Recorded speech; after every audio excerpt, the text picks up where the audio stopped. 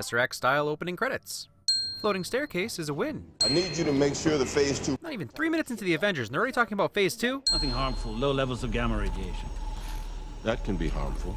I guess that depends on your perspective on the Hulk. Yeah, the cube is a doorway to the other end of space, right? Doors open from both sides. Add psychic intuition to Hawkeye's abilities list. Can we just talk about how well planned out the MCU has been? We've got Thor's villain, Cap's MacGuffin, Iron Man's building is used for the portal, and the Hulk is a pivotal part of Loki's plan when he intentionally gets captured. All of our phase 1 characters are important, and we all feel like we're being rewarded for having watched all of those films. Please don't. Politeness. I am Loki, and I am burdened with glorious purpose.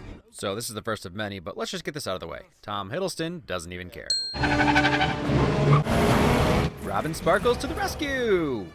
I know people complained about a car chase being in their superhero movie, but I'm coming back to my theory on too much of a good thing. Plus, there's really only one superpowered dude right now, and he does this. We are at war. Furthermore, the Avengers hasn't actually started yet. That was just a teaser. Ah, it's so good. Who didn't get chills when that title card came on screen? Even if you've never read a comic book, this is exciting. And if you're a rabid fanboy, you just lost your mind. Badass good girl. What are Black Widow's powers, you ask? She's awesome, that's what. And now we start with our hero intros. Since Banner had the least successful solo outing, we start with him to get used to our new actor. And Mark Ruffalo is a great Bruce Banner. He has the lightness that others didn't. Stop lying to me! Even when he's threatening to Hulk out. Our next intro is our surrogate, Captain America. He's a fish out of water, or a man out of time as it were, and so he often needs things explained to him, and therefore, he's us. Third, we get Iron Man, who we're all pretty well acquainted with by now, as he's the only member to get 2 solo films before the Avengers. Cap may be our surrogate, but Stark is like our cooler best friend. We know his history. He earned a spot on this team. Yeah, if I was a billionaire genius, this is probably the first thing I'd invest in. Robots to change my clothes for me as I walked in the door? What can I say? I like convenience. Security breach. And Robert Downey Jr. continues to prove why he's the perfect cast for Stark. Is that the only word on me? Only word I care about. Cap slowly slipping into his leadership role. Physics be damned, the helicarrier rocks. We're sweeping every wirelessly accessible camera on the planet. When the Dark Knight does it, Lucius Fox just about quits. S.H.I.E.L.D. does it, no one bats an eyelash. The Tesseract has shown me so much. Loki's mind control is so much more interesting than other versions of brainwashing. Neither Hawkeye or Selvig are mindless drones. It's as if Loki changed their perspective. It's actually a much more frightening power. Captain, you're up. Cap is also the first to really accept joining the team and the first to be put into action. Literally standing up for what you believe in. Saving the innocent. Agent Romanoff, you miss me?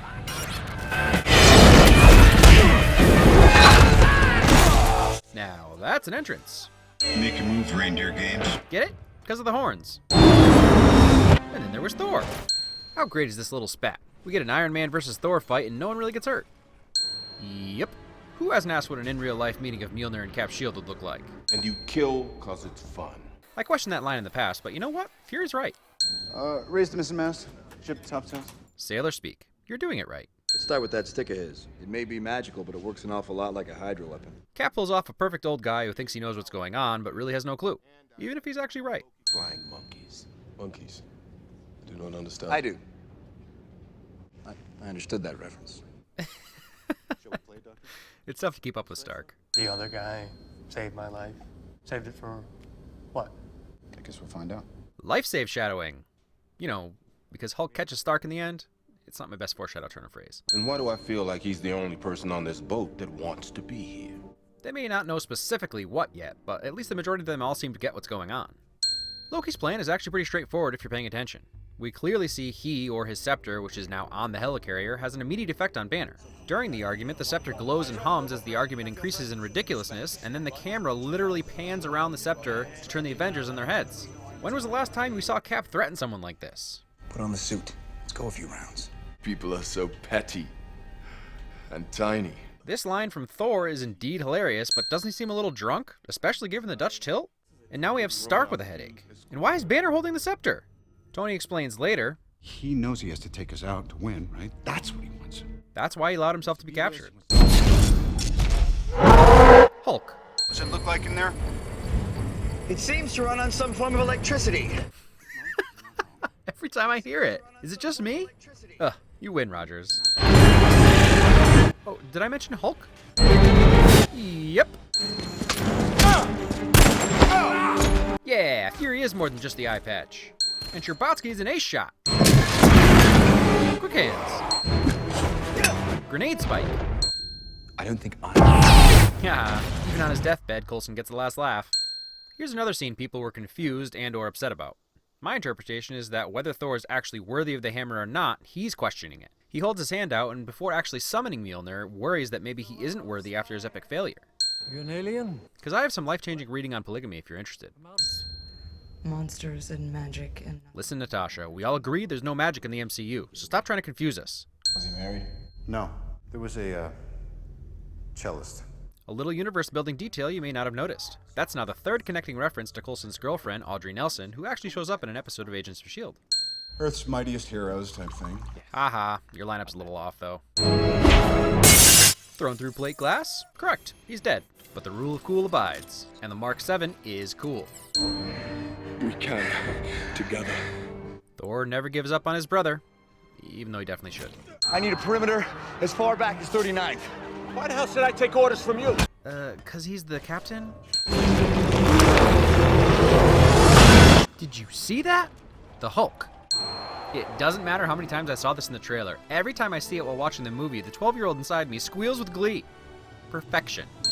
Call it, Captain. Tony gets it. And Hulk. Smash. Everything that's been promised in the solo movies comes to fruition. Not every member is as useful as the next, but they all use their skills and abilities and are an important part of winning the battle. Teamwork. Teamwork. Teamwork? Teamwork. Teamwork. Friendship. And this long take set piece is awesome! Lucky for all those people that Chrissy Seaver got trapped with them. And I will not be bullied by that.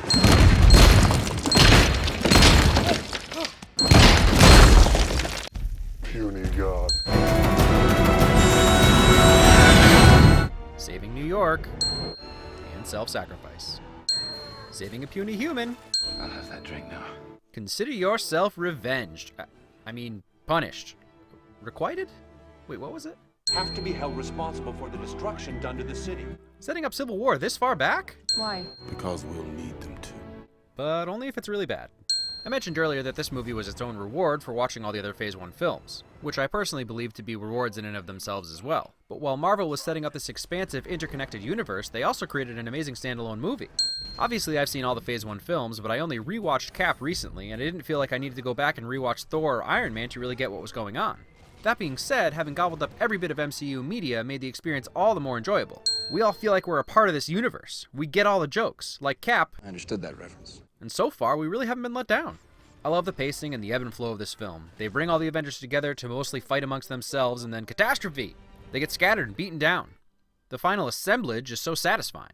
It also added a new level of humor to the already comedic solo films. He killed 80 people in 2 days. He's adopted. Pretty much everything out of Stark's mouth is hilarious. That man is playing Galaga. All the action set pieces are breathtaking and perfectly well constructed, and like I already said, there was so much that made my inner kid jump for joy. It's been said that The Avengers is actually the best Hulk movie we've gotten so far. As I'm sure you can all guess, I'm going to have plenty to say about both Ang Lee's Hulk and Norton's canonical Incredible Hulk. Still, I can't disagree that Mark Ruffalo brings something special to Bruce Banner, and Hulk as a part of this team works really well. RDJ and the Chris's brought the best parts of their characters to this ensemble without overshadowing each other and showed us how conflicting ideologies and skill sets can work together. The solo films got the ball rolling for the MCU, but the Avengers cemented it as a fixture in cinemas for years to come. And on the small screen too. You probably couldn't hear it, it was very quiet, but the reason Coulson didn't finish his dying words is because Fury actually cuts him off. They didn't have something to... I know, to build a show around.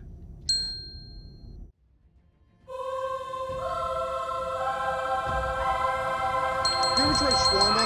Not finished yet. And then shawarma after.